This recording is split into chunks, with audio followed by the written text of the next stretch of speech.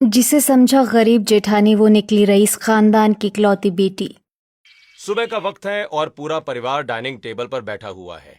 छोटी बहू आराधना रसोई से गर्मा गर्म रोटियां लाकर सबको परोस रही है। वाह भाई आराधना वाह, आज तो सब्जी सचमुच बहुत अच्छी बनी है। उंगलियां चाटने का मन कर रहा है। हाँ भाभी, सचमुच आप सुबह से उठकर अकेले पूरा घर संभालती हो। पूरे परिवार का खाना पीना और सफाई अकेले देखना सच में बहुत बड़ी बात है। हाँ, लेकिन मैं आखिर कब तक इस तरह अकेली थकती रहूंगी। मुझे भी तो रसोई में कोई हाथ बटाने वाला साथी चाहिए ना। हाँ, बात तो तुम्हारी बिल्कुल सही है आराधना। भैया, अब आप जल्दी से शादी करके जेठानी जी को घर ले आओ। हाँ बेटा आकाश, मैं भी यही चाहती हूँ कि अब तेरी शादी हो जाए और घर में बड़ी बहू आए। तेरे छोटे भाई विकास की तो कब की शादी हो गई है। हाँ भैया, अब तो माँ की बात मान लीजिए। आखिर आप कब तक अपनी शादी को ऐसे ही टालते रहेंगे।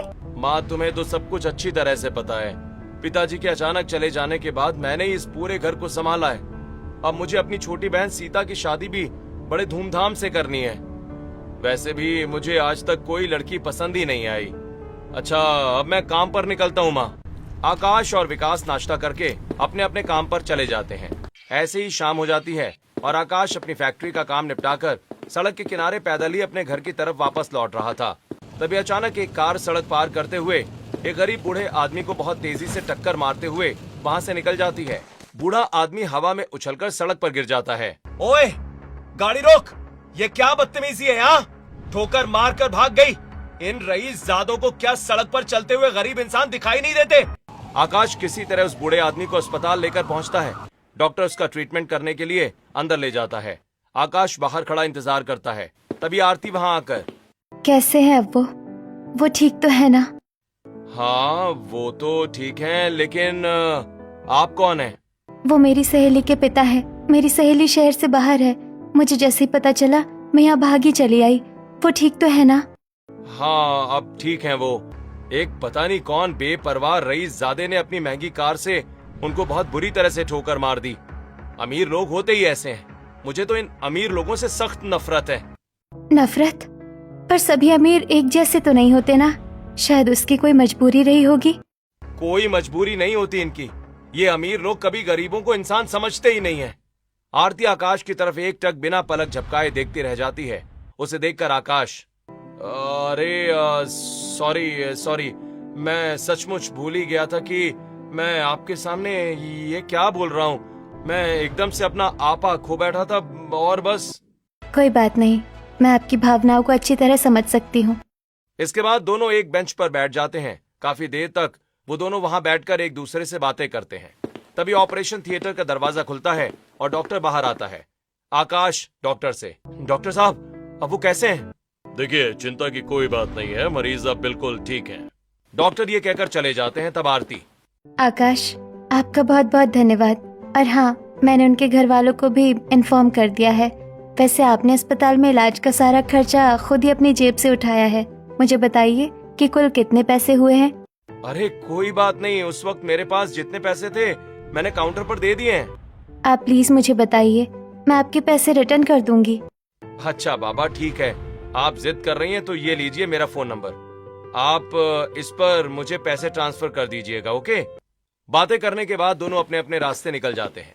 ऐसे ही कुछ दिन बीत जाते हैं। एक दिन आरती आकाश को कॉल करके कॉफी हाउस बुलाती है।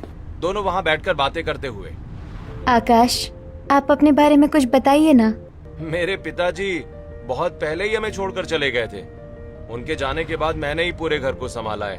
अपने छोटे भाई विकास की शादी करवा दी। अब बस अपनी छोटी बहन सीता की शादी करवाना बाकी है। आपने अभी तक शादी क्यों नहीं की? क्योंकि मेरे टाइप की कोई लड़की मुझे आज तक मिली ही नहीं। अच्छा, तो आपको आखिर कैसी लड़की चाहिए? मुझे एक ऐसी लड़की चाहिए जो गरीब हो और जो मेरी गरीबी को अच्छी तरह समझ सके, जो पैसों के पीछे ना भागे और मेरी भावनाओं को समझ सके। खैर, तुमने तो मेरे बारे में सब कुछ पूछ लिया। अब तुम भी तो कुछ अपने बारे में बताओ। मैं एक अनाथ लड़की हूँ। इस पूरी दुनिया में मेरा अपना कहने वाला कोई भी नहीं है। एक छोटे से किराए के कमरे में अकेली रहती हूँ। दिन भर मेहनत करके कमाती हूँ और खुद को पालती हूँ। बचपन से ही मेरे माता पिता मुझे छोड़कर चले गए थे। वो दोनों भी बहुत गरीब थे। मेरे लिए पीछे कुछ छोड़कर नहीं गए। मैं तुम्हारी इस गरीबी को बहुत अच्छे से समझ सकता हूँ। आखिरकार हम दोनों एक जैसे ही तो हैं। दोनों कॉफी हाउस से बाहर निकलते हैं और अपने अपने घर की राह ले लेते हैं। धीरे धीरे दोनों की मुलाकातें बढ़ने लगती हैं और दोनों को प्यार हो जाता है। एक दिन आकाश मंदिर में आरती से शादी कर लेता है और उसे लेकर घर आ जाता है। सारा परिवार आकाश और आरती को देखकर चौंक जाता है।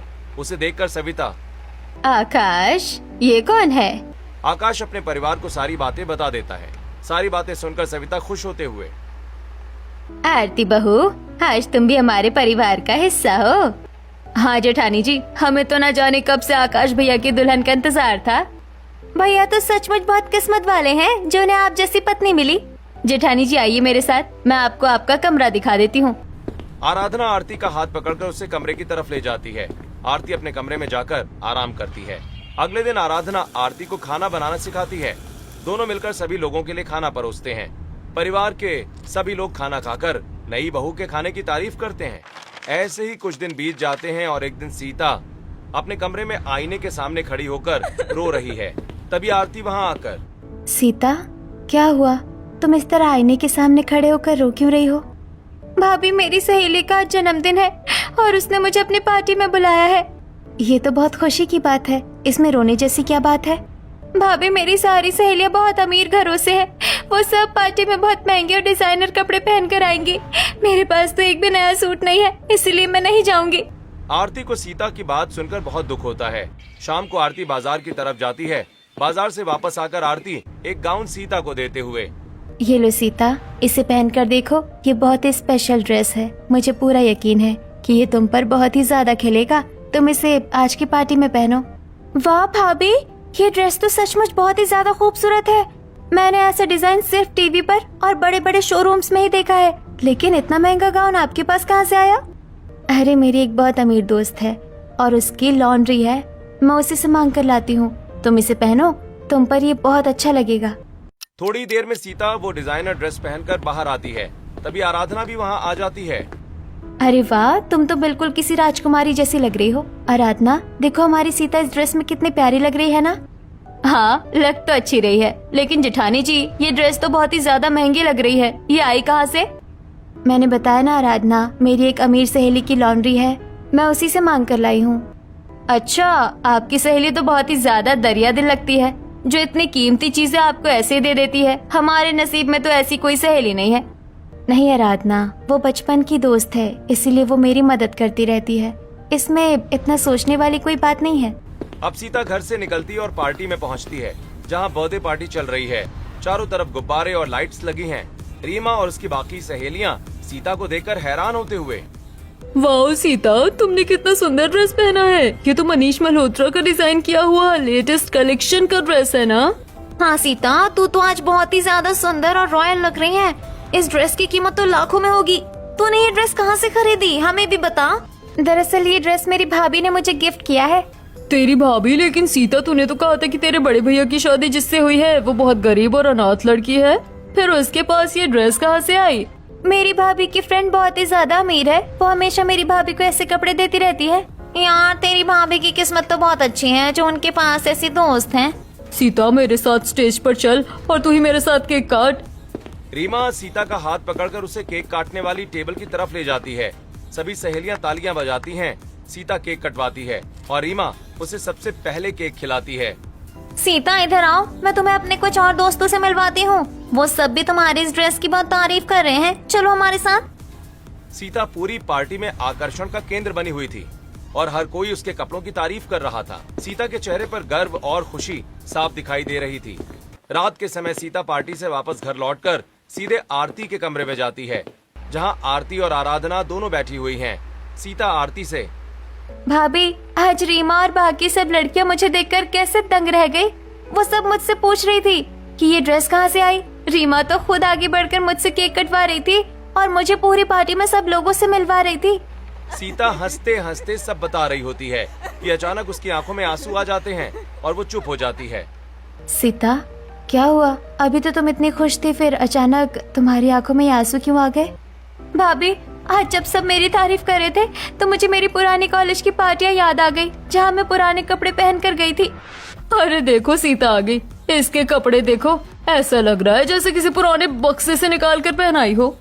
सही कहा रीमा, सीता तेरे कपड़े बहुत महंगे लगते हैं। क्या इसे मनीष मल्होत्रा ने डिजाइन किया है? मनीष मल्होत्रा तो बहुत दूर की बात है रीमा। इसकी औकात तो हमारे पड़ोस के मामूली टेलर से भी कपड़े डिजाइन करवाने की नहीं है। पता नहीं कहाँ से ऐसे कपड़े उठा लाती है।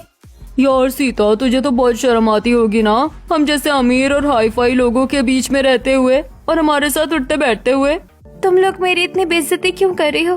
मैंने तुम्हारा क्या बिगाड़ा है? भगवान ने चाहा तो देखना, एक दिन मैं भी मनीष मल्होत्रा का डिजाइन किया हुआ ड्रेस पहनकर दिखाऊंगी। सीता की बात सुनकर उसकी सहेलियां और ज्यादा ठहाके लगाकर हंसने लगती हैं। सीता रोते हुए वहाँ से भाग जाती है। सीता, तुम अब उन पुरानी बातों को याद करके अपना मन बिल्कुल भी छोटा मत करो। उनको जो बोलना है बोलने दो, तुम अपना दिल दुखी क्यों करती हो? हाँ सीता, जेठानी जी बिल्कुल सही कह रही है। आज तो तुमने उन सबको करारा जवाब दे ही दिया ना। अब रोना बंद करो और जाकर कपड़े चेंज कर लो। सीता अपने आंसू पोंछती है और मुस्कुराते हुए अपने कमरे में चली जाती है। लेकिन आराधना वहाँ बैठकर मन ही मन, इतनी सी बात पे सीता ने जेठानी जी को इतना बड़ा रिस्पांस दे दिया। सिर्फ एक ड्रेस क्या लाकर दे दी, उनकी तारीफ के कसीदे पढ़ने लगी। ऐसे ही कुछ दिन और बीत जाते हैं। एक दिन आराधना झाड़ू लगाते हुए आरती के कमरे के अंदर पहुंचती है। बेड के नीचे सफाई करते वक्त उसका हाथ किसी चीज से टकरा जाता है। आराधना झुककर उस डिब्बे को बाहर निकालकर खोलती है। उसके अंदर एक कीमती स्मार्ट वॉच दिखाई देती है। आराधना उसे ऑन करके देखते हुए अपने आप से, ये तो रडार की ओरिजिनल वॉच है। इतनी महंगी वॉच, ये तो कई लाख की होती है। ये घड़ी जेठानी जी के कमरे में मिली है, जो खुद को अनाथ और गरीब कहती है। उनके पास ये लाखों की घड़ी कैसे हो सकती है? जरूर कुछ गड़बड़ है। तभी कमरे के दरवाजे पर आरती आ जाती है। आरती आराधना से, जेठानी जी, आपके कमरे से ये रडार की वॉच मिली है। अरे हाँ, ये घड़ी तो मेरी ही है। मैं इसे काफी दिनों से पूरे घर में ढूंढ रही थी। अच्छा हुआ जो ये तुम्हें सफाई करते वक्त मिल गई। लाओ, इसे मुझे दे दो। इतनी महंगी घड़ी आपके पास कहाँ से आई? अरे ये महंगी घड़ी नहीं है, ये तो सिर्फ 150 रुपए की मामूली वॉच है और ये रडार की फर्स्ट नकली कॉपी है। आरती हंसते हुए आराधना के हाथ से घड़ी ले लेती है। लेकिन आराधना मनी मन, 150 रुपए की स्मार्ट वॉच ऐसी बिल्कुल नहीं दिखती। इसमें तो बहुत सारे एडवांस फीचर्स दिख रहे थे जो सिर्फ ओरिजिनल में होते हैं। आराधना कमरे से बाहर निकल आती है, लेकिन उसका दिमाग लगातार उसी घड़ी के बारे में सोच रहा होता है। वो मनी मन एक फैसला कर लेती है। जेठानी जी बहुत सफाई में झूठ बोल रही हैं। मुझे हर हाल में पता लगाना पड़ेगा कि इस घड़ी और उसके गरीब होने का असली राज क्या है। उसी दिन से आराधना आरती पर हर वक्त नजर रखने लगती है। ऐसे ही कुछ दिन बीत जाते हैं। एक दिन विकास अपनी माँ से, माँ, मेरे कॉलेज के कुछ पुराने दोस्त शहर आए हुए हैं और वो सब हमारे घर पर आना चाहते हैं, लेकिन मैं समझ नहीं पा रहा हूँ कि उनको घर पर कैसे बुलाऊं। क्यों बेटा, इसमें इतना सोचने वाली क्या बात है? वो तुम्हारे दोस्त है, उनका हमारे घर पर पूरा हक है। तुम उन्हें खुशी खुशी बुला लो। माँ, मेरे दोस्त आज तक कभी हमारे घर पर नहीं आए हैं। अगर वो इस बार आएंगे तो हम उनको क्या खिलाएंगे? अच्छा खाना खिलाने के लिए तो हमारी हैसियत ही नहीं है। हाँ बेटा, बात तो तुम्हारी भी बिल्कुल सही है। घर की हालत ठीक नहीं चल रही है। राशन भी घर में बहुत थोड़ा सा ही बचा हुआ है। जाने दो माँ, मैं अपने दोस्तों को फोन करके मना कर देता हूँ। लेकिन छोटे, अगर तूने अपने दोस्तों को इस तरह से मना किया तो उनके सामने तेरी बहुत बड़ी बेइज्जती हो जाएगी ना। वो लोग तो हमेशा तुझे अपने घर बुलाते हैं। हाँ भैया, लेकिन क्या करूँ, गरीबी के आगे इंसान मजबूर हो जाता है ना। अरे विकास, तुम लोग इतना ज्यादा क्यों सोच रहे हो? घर में थोड़ा बहुत तो राशन है ना, और मैंने भी कुछ पैसे अपने पास बचा कर रखे हैं, तो सारा खर्चा हो जाएगा। सच भाभी, अगर ऐसा है तो मैं अभी फोन करके उनको कल दोपहर के खाने पर बुला लेता हूँ। आपका बहुत बहुत शुक्रिया भाभी। विकास तुरंत अपना फोन निकालता है और अपने दोस्तों को इनवाइट करने के लिए हॉल से बाहर चला जाता है। तब आरती अपनी सास से, माँ जी, मैं बाजार से दावत के लिए कुछ जरूरी चीजें लेकर आती हूँ। आरती घर से बाजार जाने के लिए बाहर निकलती है। उसके जाते ही आराधना मनी मन, इसने इतनी बड़ी दावत के लिए हाँ तो कह दिया है, लेकिन इनके पास खुद के खर्च से इतने पैसे कहाँ से बचे? घर का बजट तो मुझे अच्छे से पता है। मुझे इनका पीछा करके सच का पता लगाना ही होगा। आराधना भी आरती के पीछे पीछे बाजार की तरफ निकल जाती है। आराधना देखती है कि आरती बाजार में एक आधी उम्र के आदमी से मिलती है। सबसे पहले वो आदमी आरती को गले लगाता है और फिर हंसकर बातें करता है। अरे ये जेठानी जी किस गैर मर्द से गले मिल रही हैं? ये आदमी तो हमारे परिवार का नहीं है और ये दोनों इतनी हंस हंस के क्या बातें कर रहे हैं? वो आदमी अपनी जेब से एक बड़ा सा लिफाफा निकालता है जिसके अंदर नोटों की मोटी गड्डी साफ दिखाई दे रही है। वो मोटी नोटों की गड्डी आरती के हाथ में थमा देता है।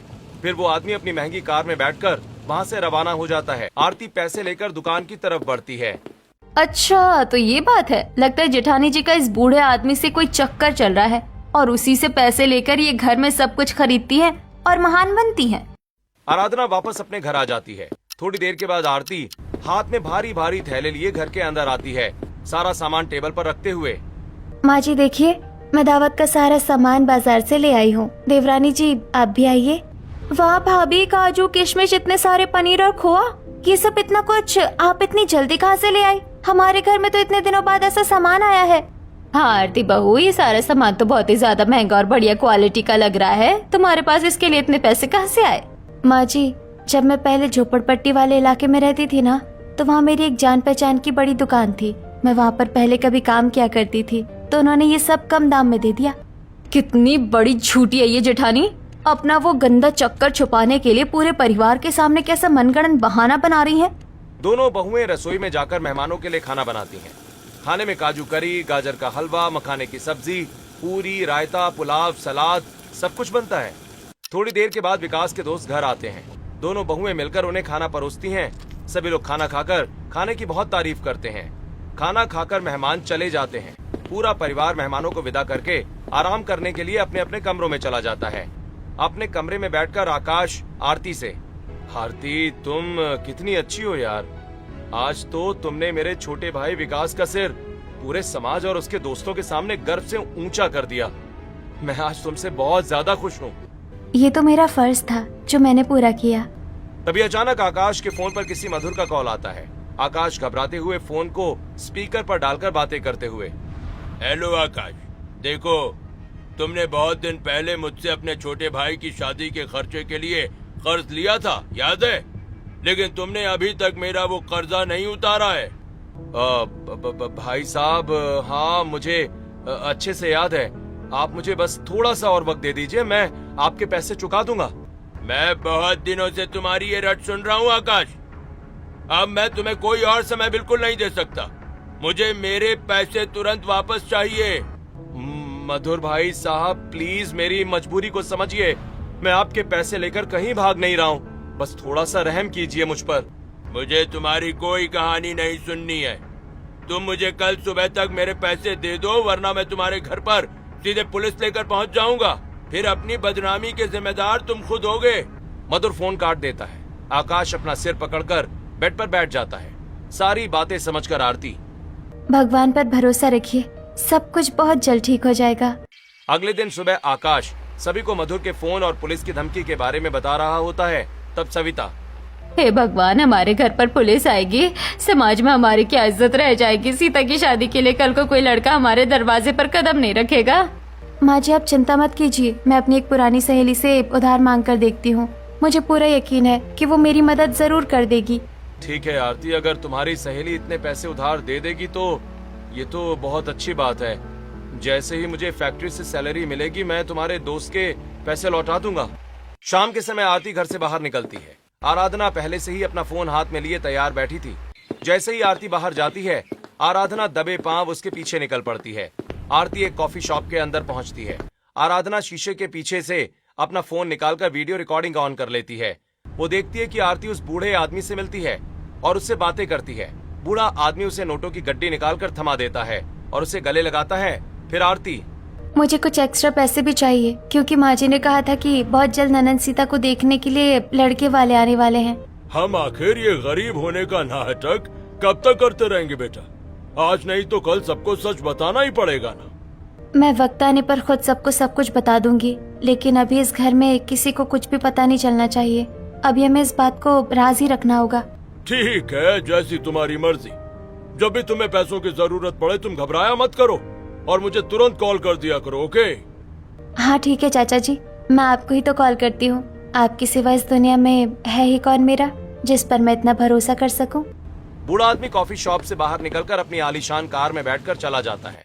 आराधना पूरी बात और वीडियो रिकॉर्ड करके अपने आप से, जेठानी जी शराफत की आड़ में इतना बड़ा गेम खेल रही हैं और पूरे घर से छुपा भी रही है कि उनका इस उम्रराज आदमी के साथ अफेयर चल रहा है।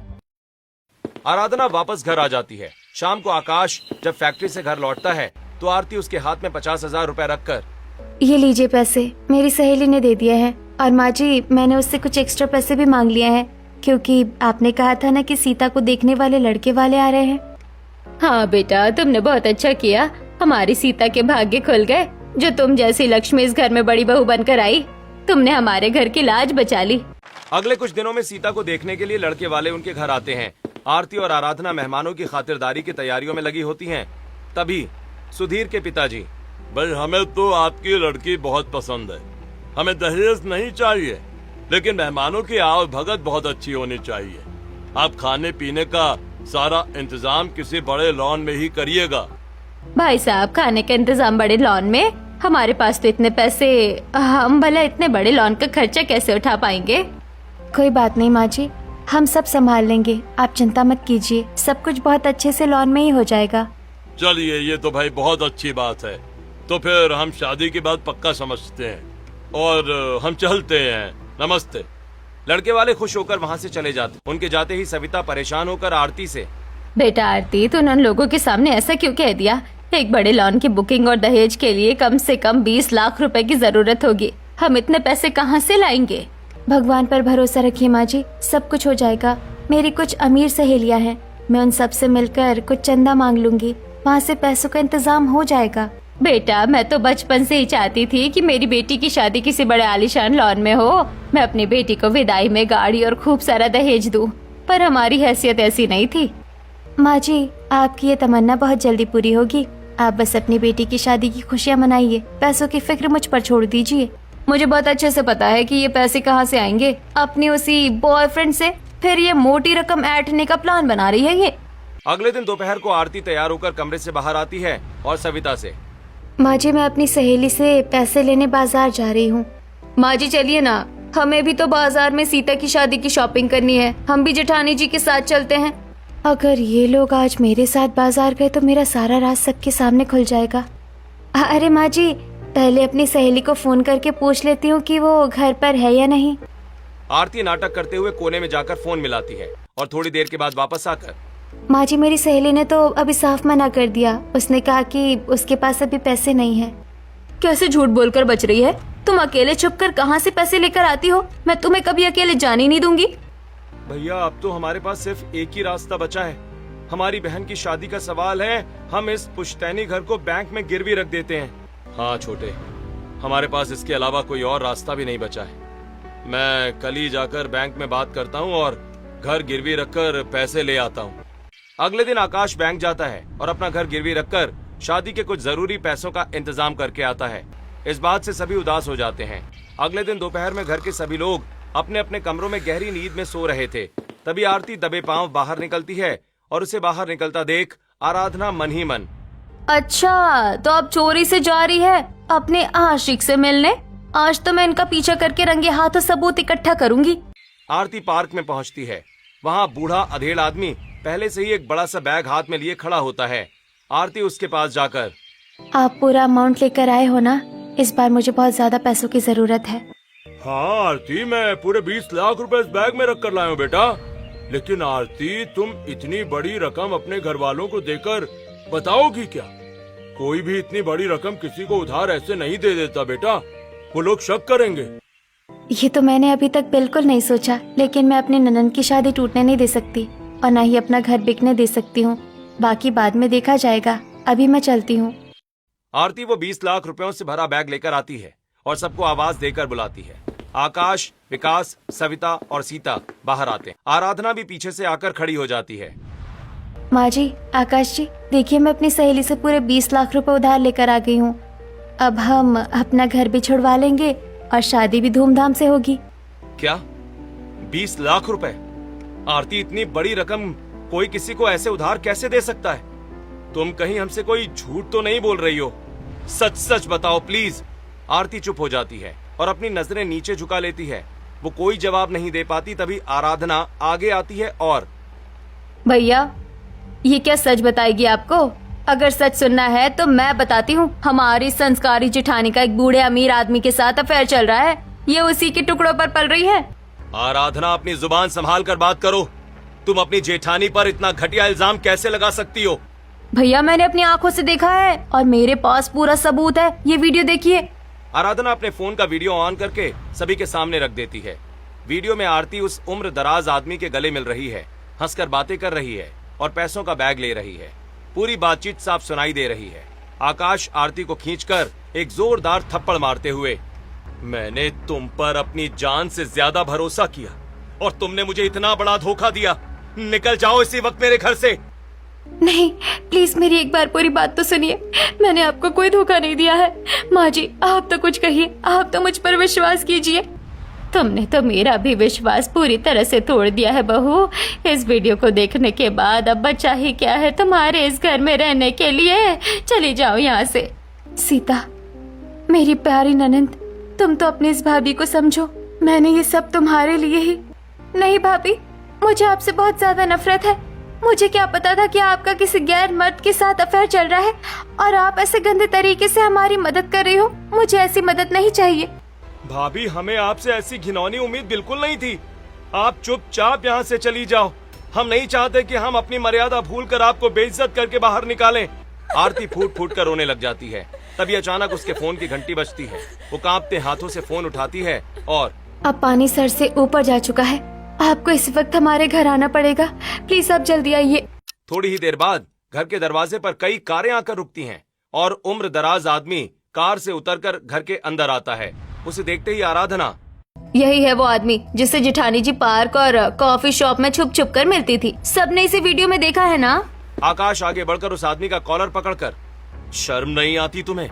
हाँ, अपनी बेटी की उम्र की लड़की से चक्कर चलाते हुए, हमारे घर की इज्जत को बदनाम करते हुए। छोड़िए उनका कॉलर, हटिए यहाँ से। ये मेरे सगे चाचा जी है, कोई गैर मर्द नहीं है। क्या चाचा जी? लेकिन आरती, तुमने तो कहा था कि तुम अनाथ हो और तुम्हारा इस दुनिया में कोई भी नहीं है। फिर ये चाचा कहाँ से आ गए? हाँ भाई हाँ, मैं इसका सगा चाचा हूँ।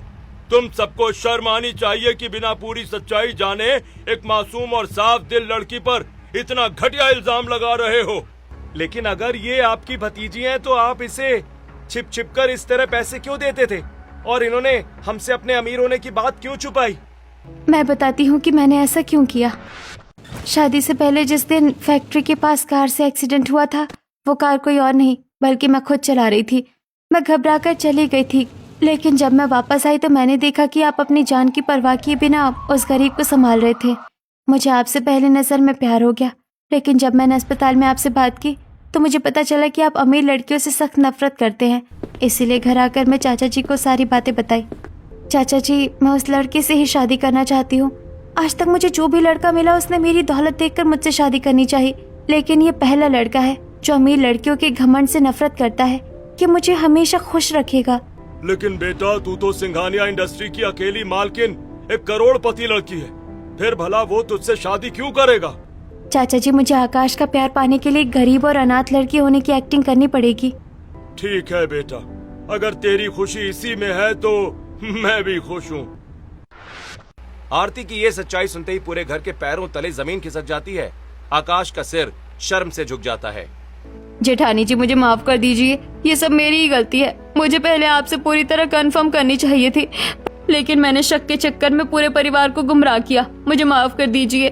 आरती, मुझे अपनी इस हरकत पर बहुत ज्यादा अफसोस है यार। मैंने बिना सोचे समझे तुम पर हाथ उठा दिया। मैं तुम्हारी सच्ची मोहब्बत के काबिल ही नहीं हूँ। मुझे माफ कर दो। बेटा आरती, हम सब गुनहगार है तुम्हारे। तुमने हमारे घर को बचाने के लिए इतना बड़ा त्याग किया और हमने तुम्हें बदचलन कह दिया। हमें माफ कर दो बहू। कोई बात नहीं माँ जी, आप सब मेरे अपने हैं। अपनों से कैसी नाराजगी। सुबह का भूला अगर शाम को घर लौट आए तो उसे भूला नहीं कहते। तभी सविता के फोन पर सीता के होने वाले ससुराल वालों का फोन आता है। हेलो समधन जी, हमारे यहाँ शादी की सारी तैयारियाँ पूरी हो चुकी हैं। बारात लेकर हम कल सुबह आपके बताए हुए लॉन में पहुँच रहे हैं। आरती अपनी सास के हाथ से फोन लेते हुए, अब बारात आप वहाँ नहीं बल्कि शहर की सबसे आलीशान बंगले सिंघानिया हाउस में लेकर आइए। आरती पूरे परिवार को साथ लेकर शहर के सबसे महंगे और आलीशान सिंघानिया विला पहुंचती है। बहुत बड़ा बंगला देखकर सविता, आराधना और सीता की आंखें फटी की फटी रह जाती हैं। आरती सिंघानिया खानदान की इकलौती करोड़पति वारिस है। घर के बाहर कई महंगी कारें खड़ी हैं। बहू, आरती, ये इतना बड़ा बंगला तुम्हारा है? तुमने तो मेरी जिंदगी की सबसे बड़ी तमन्ना पूरी कर दी। मुझे तो अभी भी यकीन नहीं हो रहा है कि मैं किसी महल में खड़ी हूँ। अगले दिन सीता की शादी बहुत ही ज्यादा धूमधाम और शाही अंदाज में सिंघानिया विला से संपन्न होती है। आरती अपनी ननद को विदाई में कालीशान चमचमाती कार और खूब सारा दहेज देती है। सीता, हमेशा खुश रहना। इस भाभी का आशीर्वाद हमेशा तुम्हारे साथ है। सीता रोते हुए अपनी बड़ी भाभी आरती के गले लग जाती है। पूरा परिवार खुशियों के आंसुओं के साथ मुस्कुराता है। आरती और आकाश एक दूसरे का हाथ थाम लेते हैं और इस खूबसूरत मोड़ पर हमारी ये कहानी यहीं पर समाप्त हो जाती है।